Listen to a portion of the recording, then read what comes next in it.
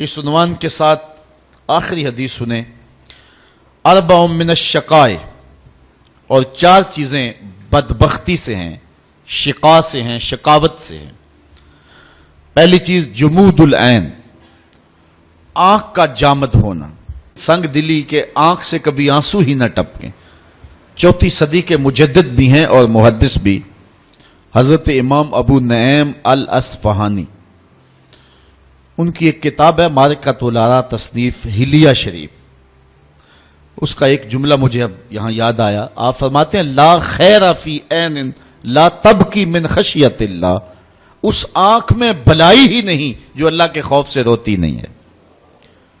اور حدیث میں آتا ہے کہ جو شخص خوف خدا کی وجہ سے رویا اور اس کے پلکوں کے بالوں میں سے ایک بال کی جڑ بھیگ گئی تو قیامت کے دن وہ بال کھڑا ہو جائے گا، عرض کرے گا مالک یا اس کو جنت عطا کر دے یا مجھے نکال لے، تو اللہ تعالیٰ جل شانہ بال تو نہیں نکالے گا لیکن اس شخص کو جنت عطا فرما دے گا۔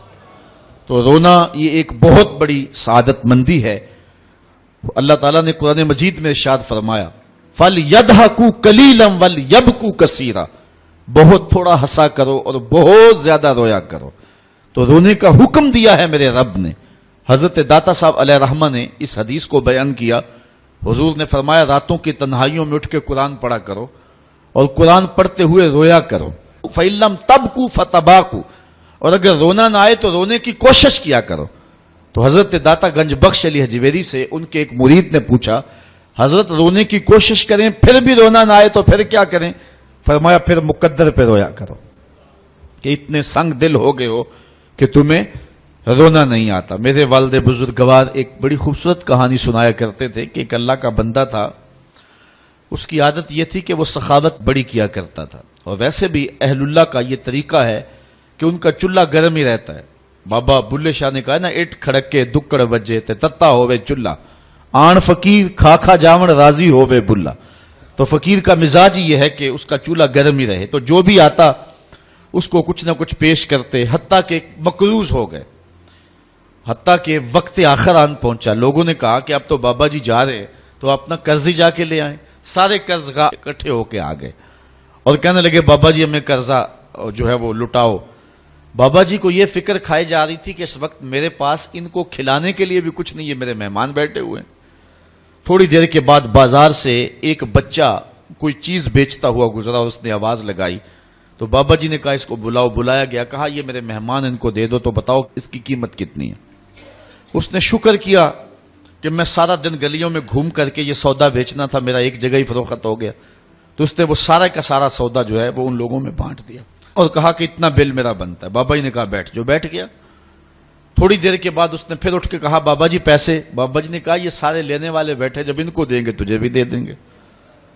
تو وہ بچہ کہنے لگا کہ میں تو اپنی بیوہ ماں کا یتیم بچہ ہوں اور میرے گھر کا چولہا اس وسیلے سے چلتا ہے، تو میں تو صبر نہیں کر سکتا۔ وہ اٹھ کے اس نے رونا شروع کر دیا۔ اچھا وہ رویا، اللہ کی رحمت جوش میں آ گئی۔ بابا جی کا کوئی ملنے والا تھا، وہ تجوری بھر کر کے پیسوں کی بابا جی کی خدمت میں نظر دینے کے لیے حاضر ہوا۔ بابا جی نے جتنے بھی قرض خواہ تھے سب کا قرضہ دے دیا، اس بچے کو بھی دے دیا۔ بچہ چلا گیا تو لوگوں نے کہا کہ اتنی دیر سے ہم بھی بیٹھے تھے تو کوئی نذرانہ دینے کے لیے نہیں آیا، اس بچے نے جو ہے وہ ابھی ایک بار کہا تو اتنی جلدی انتظام ہو گیا، بابا جی سے حکمت کی سمجھ نہیں آئی۔ تو بابا جی فرمانے لگے تم بیٹھے تو تھے لیکن تم میں رونے والا کوئی نہیں تھا، ایک رونے والا آیا، باقی کے بھی کام بن گئے۔ تو جو اس آنکھ میں بھلائی نہیں ہے جو خشیت الہی میں روتی نہیں ہے۔ وَقَسْوَةُ الْقَلْبِ، اور دل کی قساوت، دل کا سخت ہو جانا، یہ کسی شخص کی بدبختی ہے کہ وہ سخت دل ہو جائے۔ اللہ سے دعا مانگا کرو سینے میں دھڑکنے والا دل ہی رہے، پتھر نہ کہیں ہو جائے۔